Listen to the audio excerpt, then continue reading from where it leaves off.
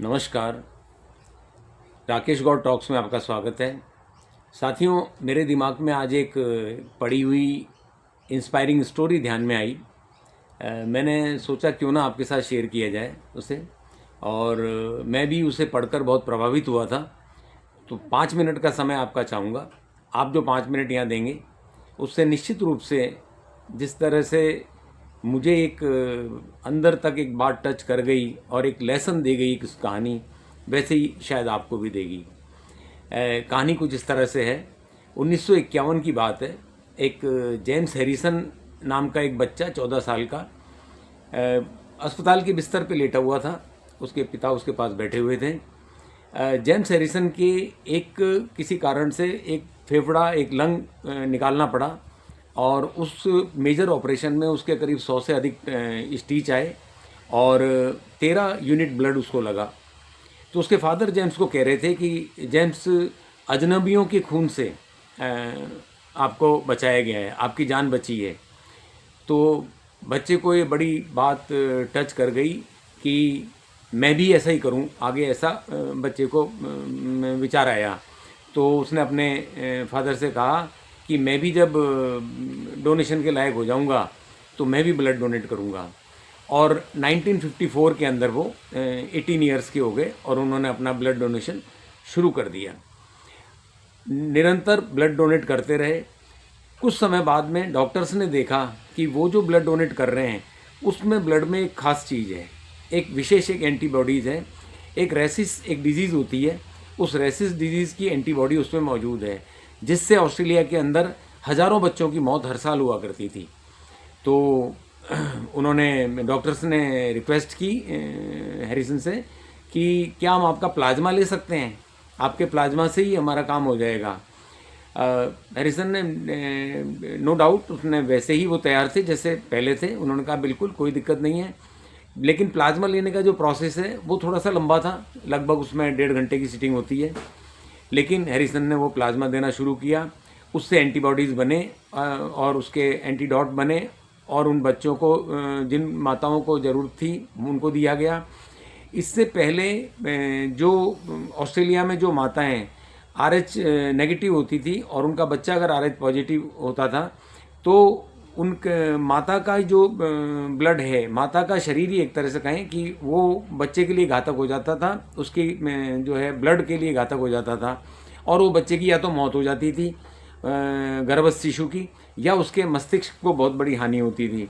लेकिन जब ये हैरिसन के ब्लड से जो एंटीडॉट बना, और शायद ये एंटीडॉट का कारण भी जो डॉक्टर्स मानते हैं ऐसा ही होगा कि बहुत अलग अलग लोगों का इनको ब्लड चढ़ाया गया, तो वो एक एंटीडॉट, एक नेचर ने समझ लीजिए कि ऐसा एंटीडॉट इनके ब्लड में डेवलप कर दिया जो आगे चल के लाखों बच्चों की जान बचाई। इसी तरह से ये क्रम चलता रहा और 64 साल तक निरंतर हैरिसन अपना ब्लड डोनेट करते रहे without any fell off one appointment. एक रेलवे में साधारण सी एक क्लर्क की नौकरी करते हुए उन्होंने अपना पूरा जीवन ब्लड डोनेशन के लिए दिया। और इवन अपनी माता की, अपनी पत्नी की मृत्यु के बाद भी, 2005 में उनकी पत्नी की मृत्यु हुई, उसके बाद भी वो निरंतर जारी ये रहा। लेकिन 2018 में डॉक्टर्स ने उन्हें कह दिया कि अब आपकी एज नहीं रही है, क्योंकि वो 81 ईयर्स ओल्ड हो चुके थे, कि अब आपकी एज नहीं रही है तो अब हम आपका ब्लड नहीं लेंगे।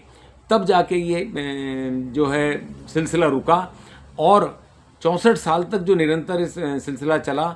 1967 से तो जो एंटीडॉट बना उसने 30 लाख एंटीडॉट बने उनके ब्लड से, प्लाज्मा से, और लाखों बच्चों की, कहते हैं 24 लाख बच्चों की जान बचाई गई जेम्स हैरिसन के ब्लड डोनेशन से।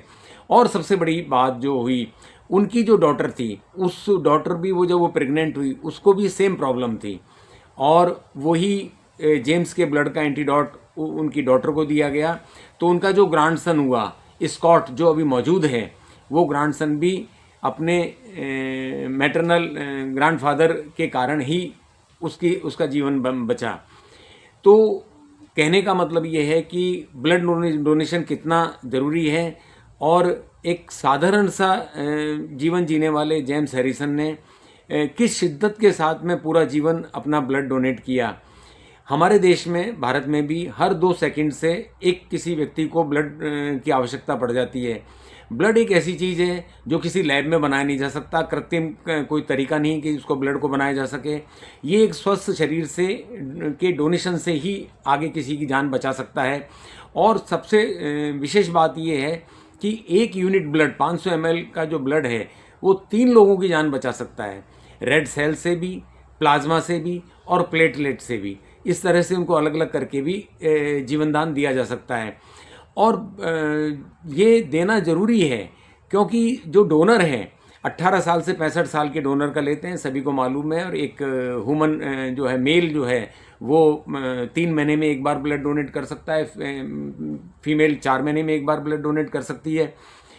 और सबसे बड़ी बात है कि जो डोनर है उसका भी अपना फ़ायदा है, क्योंकि डोनर के ब्लड में आयरन का परसेंटेज लेवल एक मेंटेन होता है, तो उसका जो है हार्ट मजबूत होता है और नई सेल्स बनती हैं। ब्लड नया, कहते हैं कि जो ब्लड एक डोनेट किया जाता है 48 घंटे बाद ही वो रिकवरी बॉडी को हो जाती है। तो एक नई सेल्स बनती हैं बॉडी में, एक शरीर में एक नया उत्साह आता है। एक बार का ब्लड डोनेशन का जो 500 ml ब्लड डोनेट किया जाता है उसमें करीब 600 कैलोरी बर्न होती है, तो वो भी एक शरीर के लिए लाभदायक है। तो हैरिसन ने 1173 बार डोनेट किया, बहुत बहुत बड़ा फिगर है। तो हमें भी कहते हैं कि रक्तदान महादान, हमें भी ये दान करना चाहिए।